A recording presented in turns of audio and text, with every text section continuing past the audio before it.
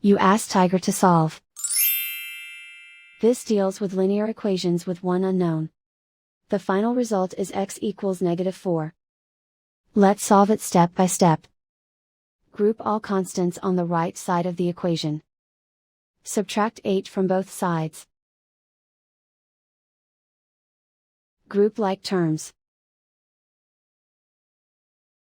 Simplify the arithmetic.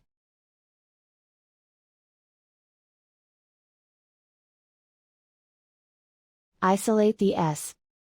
Divide both sides by -4. Cancel out the negatives. Simplify the fraction. Move the negative sign from the denominator to the numerator. Find the greatest common factor of the numerator and denominator. Factor out and cancel the greatest common factor.